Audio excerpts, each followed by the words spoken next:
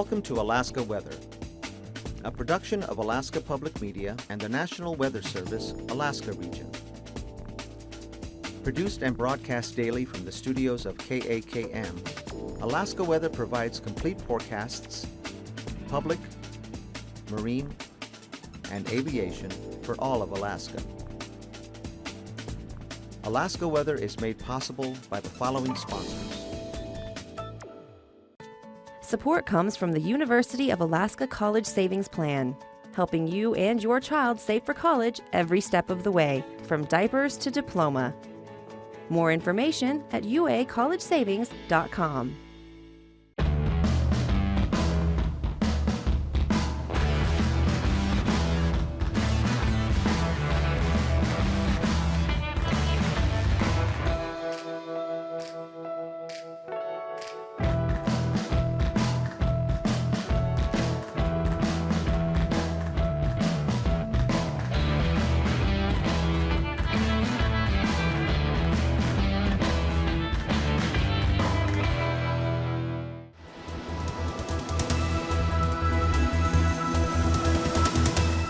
The National Weather Service. Hello everyone, and thanks so much for joining us here at KAKM for this Thursday's edition of Alaska Weather. I'm Dave Percy, a meteorologist with the National Weather Service, and I'll be hosting tonight's show. On the advisory map, nothing going on over the interior of the state as well as the Panhandle. Out in the Aleutians, the only thing going on is there's a blizzard warning continues here, mostly for the Bering Strait coast here, and to a lesser extent St. Lawrence Island. Winds gusting to 60 miles an hour there at Tin City, reducing visibilities to a quarter mile or less at times. And that's going to continue tonight into tomorrow morning. Then it'll be letting up tomorrow afternoon. On the satellite imagery, yesterday got a swirl out here over the southern Bering Sea, moisture streaming northwestward here to the east of that center, and then coming down from the northwest out behind it.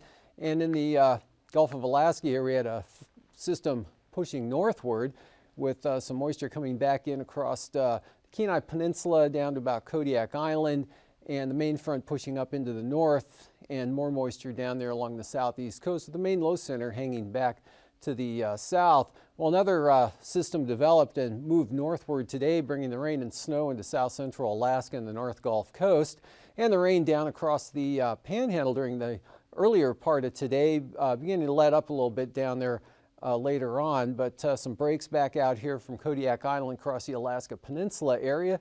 And then we had this area of moisture rotating westward, and then a break behind that following it in, and then that's bringing the snow, blowing snow, and those pretty gusty winds actually extending from the western Arctic coast there southward, again kicking up to about 60 miles an hour in gusts there through the Bering Strait, and then about 25 to 40 miles an hour across St. Lawrence Island. But a lot of snow extending down into the Pribilof Islands here with that system, and we'll see on the chart today quite a swath of snow here, again from the northwest coast, all the way down, some of that catching the Yukon Delta and Nunivak Island, back across the Pribilofs, and then extending out to the west. Otherwise, the Aleutians, just a few scattered snow showers occurring out in that area, mostly in the form of snow around Unalaska. A mixture of rain and snow showers there for the Alaska Peninsula. Some breaks over Bristol Bay, and then this low center pulling up into the southern Susitna Valley, around Squintin at this time, with the rain along the North Gulf Coast, mixture of precipitation falling over the south central Alaska area, and then the trough trailing on down across the southeast coast. 24-hour rainfall amounts ranged from about 1.5 inches both at Yakutat and Elephant Cove, as well as western Prince William Sound. Otherwise, Seldovia and Seward picking up about 1/2 inch of rain in the same 24-hour period. Had some scattered snow showers back here along Togiak Bay and into the southwest interior. Dry with light winds over the central and northern interior areas, and some patchy fog and flurries there along the eastern and central Arctic coast.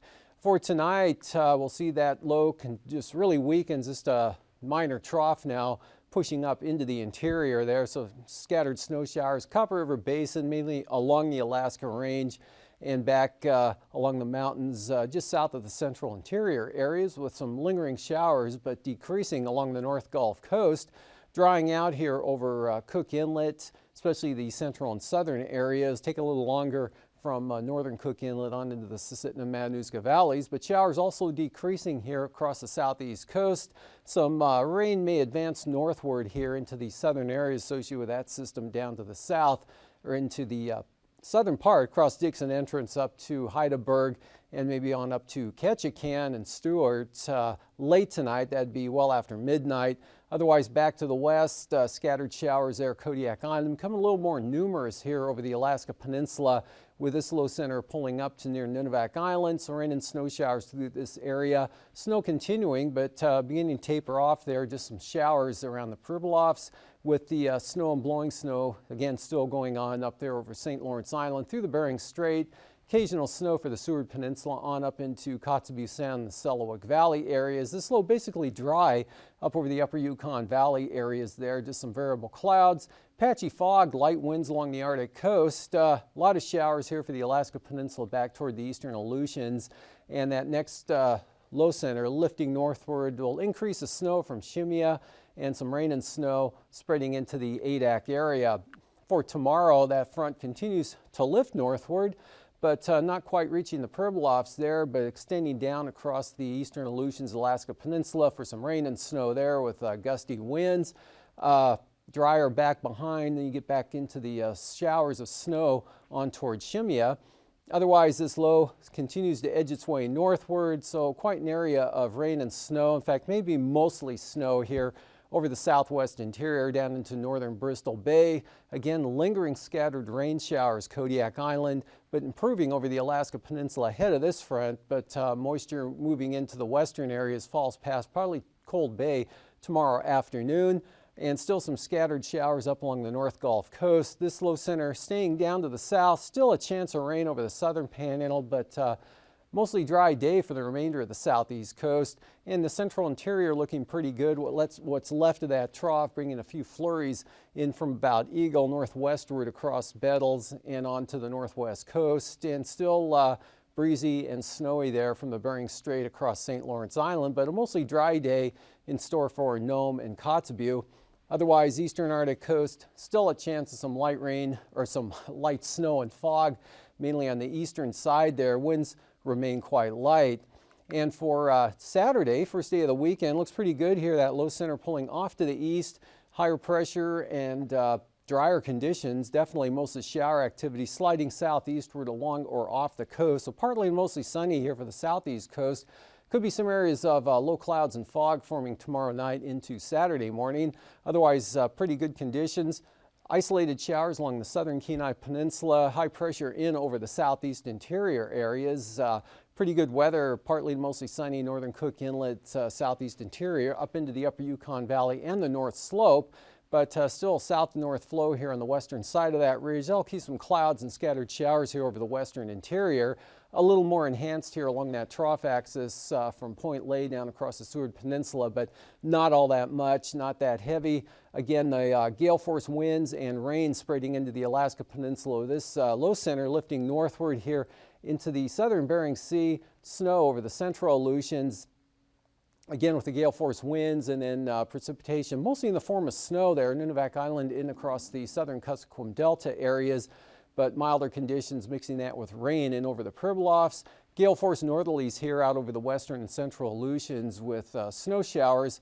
Otherwise, temperatures today across the Panhandle range from 40 degrees there at Yakutat to 46, both at Sitka and Metlakatla. Otherwise, 42 at Juneau. 44 at Cape Decision, and Valdez pushed up to 39 this afternoon, while it was 14 in Gulkana, 12 degrees at Northway, but Delta up to 30 degrees. That 46 is at Healy this afternoon, with 18 at Fairbanks, 36 in Talkeetna, mid to upper 30s here for the Cook Inlet area. Lower 40s down across Kodiak Island. Farther up to the north, Fort Yukon just a little above zero, but up to 20 at Bettles, 25 in Arctic Village, and mostly above zero there across the North Slope and the Arctic coast, with temperatures in the teens to near 20 here over the northwest areas. Kotzebue at 20 degrees, -5 at Tin City, 10 degrees at Point Hope, with teens here along the southern coast of the Seward Peninsula. Savunga just at 0. 20s over the Yukon and Kuskokwim Delta areas, as well as Nunivak Island. And for the Pribilofs, lower 30s with the snow this afternoon, lower to mid 30s at Central Aleutians, just 29 out at Shimya, and 36 at Nikolsky, about the same in Unalaska, mid to upper 30s, Alaska Peninsula up across Bristol Bay. Low temperatures tonight for that area, upper 20s to mid 30s here for the southwest, or for Bristol Bay and the Alaska Peninsula. Upper 20s, lower 30s for the Aleutians, lower 20s for the Pribilofs, below 0 there for St. Lawrence Island, as well as the Arctic coast and North Slope. Otherwise, single numbers in teens up over the northeast interior. Teens to lower 20s for the central interior areas, with upper 20s here for south central Alaska and the North Gulf Coast, mostly in the 30s, as well as the Panhandle here, mostly in the mid to upper 30s. Highs for tomorrow in the 40s for the Panhandle area and the North Gulf Coast, right around 40 degrees along the coastline, otherwise mid 30s in across Prince William Sound, lower 30s here south central Alaska. Kodiak Island pushing up to near 40 tomorrow afternoon, with 20s across the Tanana Valley. Central interior in the mid-teens, and temperatures basically a little above 0 for the Arctic coast, and pretty mild conditions all the way up to the Seward Peninsula with highs in the 20s. For flying weather, we've got some marginal VFR here over the northern Panhandle lingering, and back along the North Gulf Coast there, and also some with that moisture coming northward here, keeping it marginal down over the southern areas. Otherwise, big chunk of the area there should be VFR. IFR here, Bristol Bay back and up to the Bering Strait areas into the northwest coast, and then eastward with some areas IFR also along the eastern Arctic coast. And then we've got IFR associated with that front pushing north and east here, spreading into the eastern Aleutians. Conditions improving in the afternoon there from about Nikolsky, and better conditions out to the west. For passes for the Brooks Range, Anaktuvik and Adigan starting out marginal, becoming VFR tomorrow afternoon. And for Lake Clark and Merrill, VFR becoming marginal. Rainy looks marginal, and windy should be VFR, should be open there. Isabel back to the marginal conditions, and then VFR once again from Antasta. Tanita mostly VFR. Portage marginal VFR improving in the afternoon to VFR, with Chilkoot and White pretty marginal the entire day. Freezing levels at the surface here, again right near the Pribilofs, and then through Bristol Bay, hugging the North Gulf Coast, then 2,000 feet up over the northern Panhandle.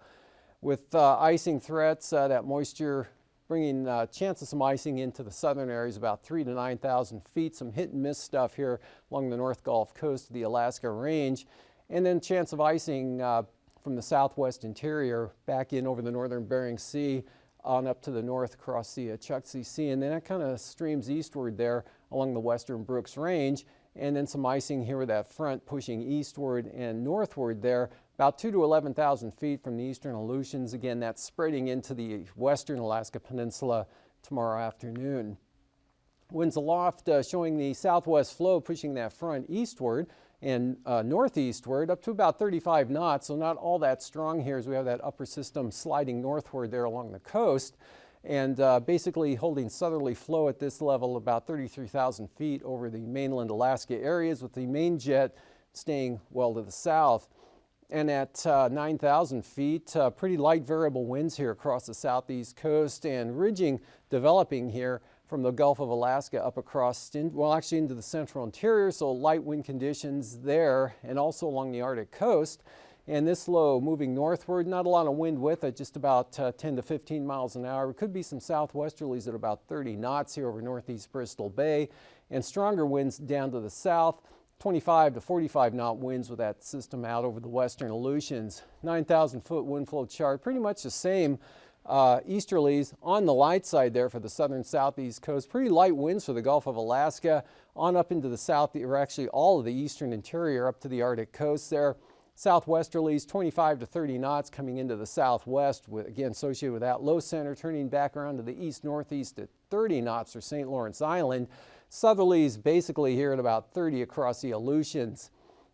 And for turbulence, Bumpiest conditions will be here over the central and western Aleutians, below about 6,000 feet. Look for some light to isolated moderate chop through the Bering Strait to St. Lawrence Island, as well as over the mountainous terrain of the southwest interior areas. And then a little bumpy there for southern Kodiak Island, back across the Alaska Peninsula to about Unalaska. And after the break, a stargazer, I'll be back with a look at the marine forecasts.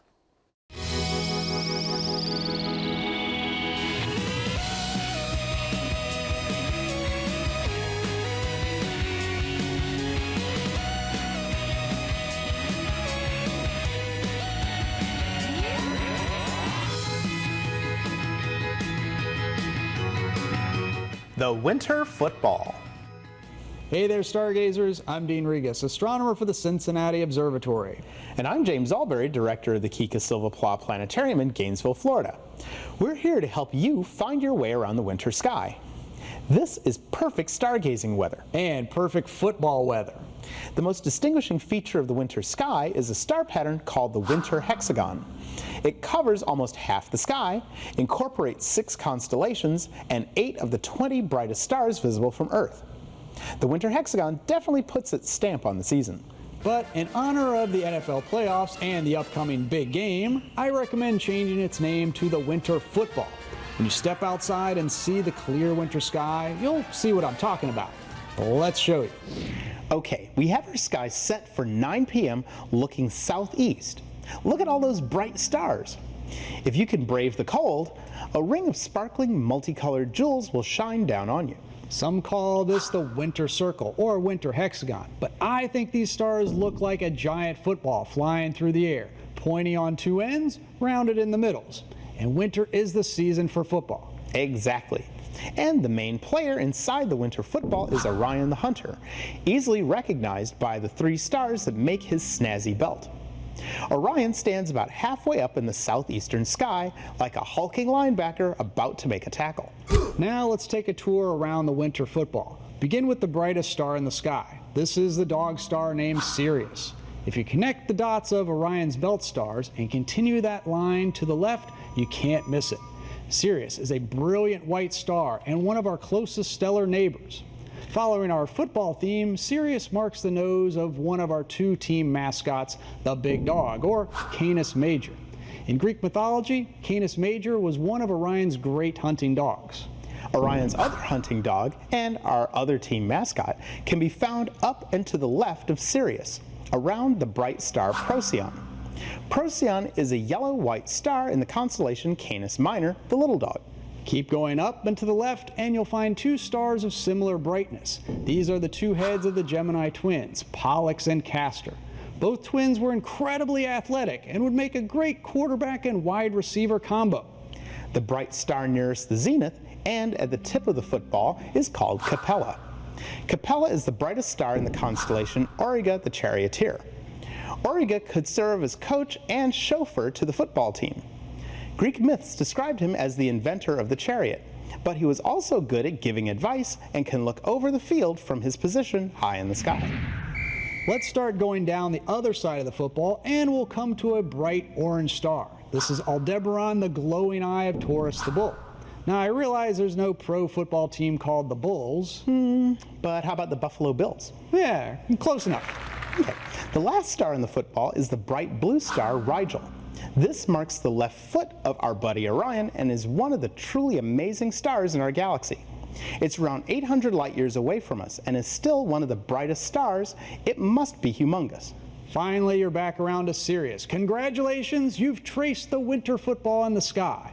Look for it after dark for the next few months. But what's that bright star in the middle of the football? That's the infamous Betelgeuse, the red supergiant star that makes even Rigel look puny.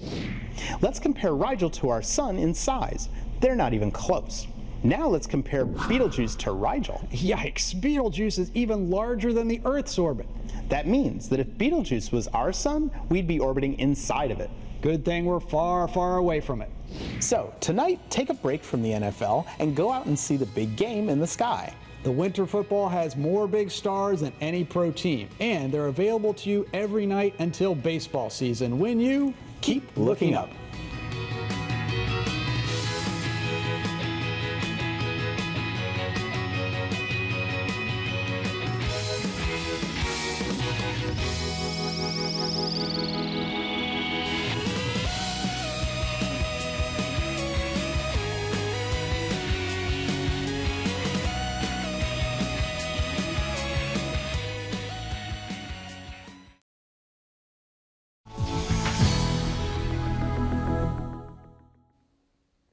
Well, for tomorrow, we've got light variable winds here over the inside waters.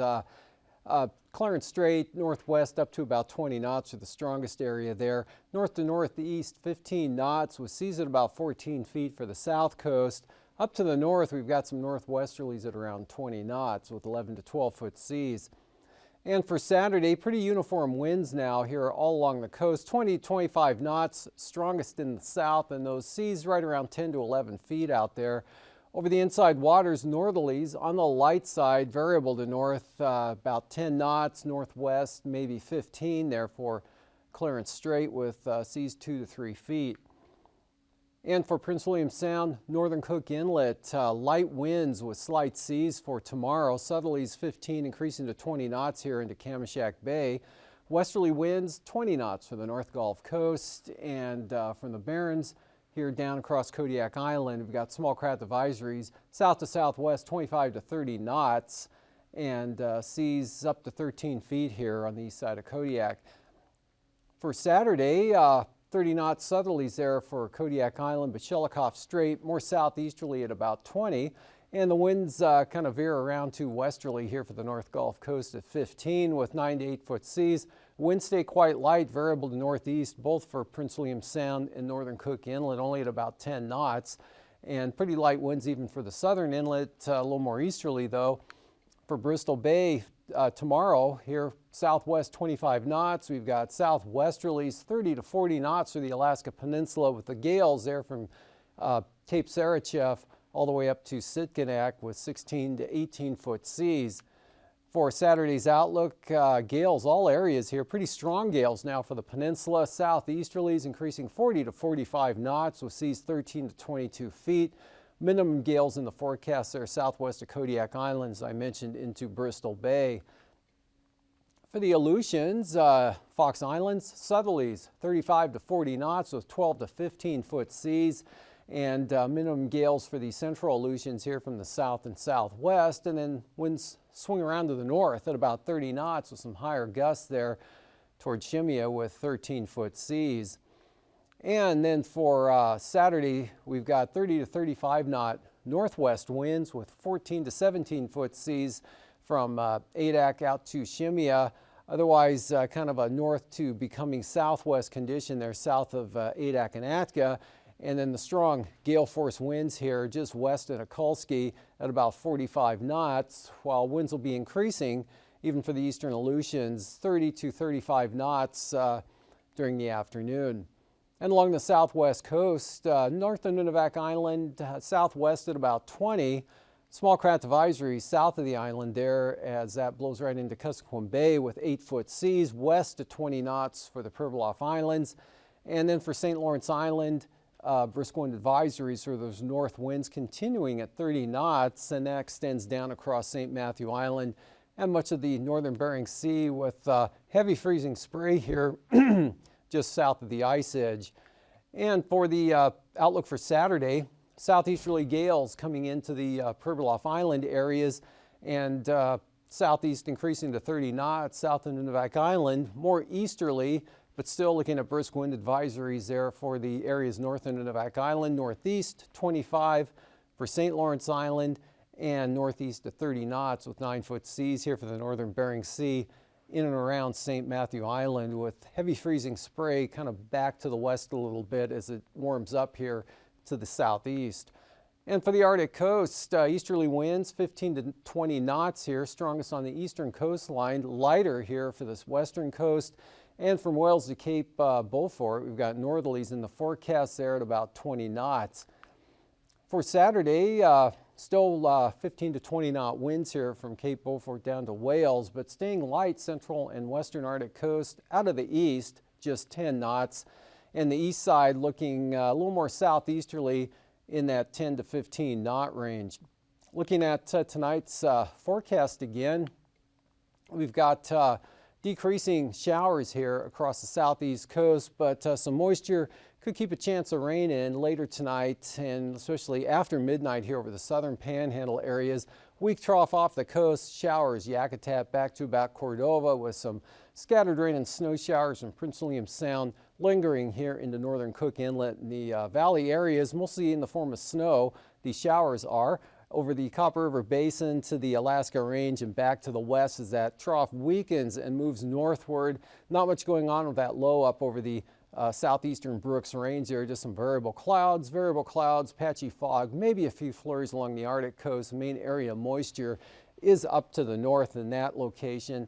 And we still have the blowing snow going on, the blizzard warning out through tonight, at least through tomorrow morning here for St. Lawrence Island. Back up to the Bering Strait coast with chance of snow, areas of light snow across the Seward Peninsula and Kotzebue Sound area. And this low continuing northward, so we've got scattered showers here over the southwest interior, more so over the Alaska Peninsula area. Again, this could all be rain or snow showers for the peninsula to the eastern Aleutians. And then this next system kind of increases the moisture out here over the western Aleutians, spreading in toward Adak and Atka during the evening hours and then actually more likely after midnight. And then for tomorrow, that slow-moving system still pulling back to the northwest, and conditions up here will stay snowy, areas of blowing snow there, but improving throughout the afternoon. And this band of moisture keeping some light snow in over that area. Just isolated showers now over southern Alaska and continuing to improve slowly here for the southeast coast. And it should be a mostly sunny day for most areas with patchy areas of low clouds and fog and light winds, again northwesterly off the coast there with mostly sunny skies. The next storm bringing gales here into southwest Alaska and the peninsula. These forecasts are to be used for planning purposes only. Call 1-800-WX-BRIEF for a formal pre-flight briefing. Always file a flight plan before you go flying. The U.S. Coast Guard Auxiliary urges you to leave a float plan with a friend or the harbor master before you go boating. Alaska Weather is made possible by the following sponsors.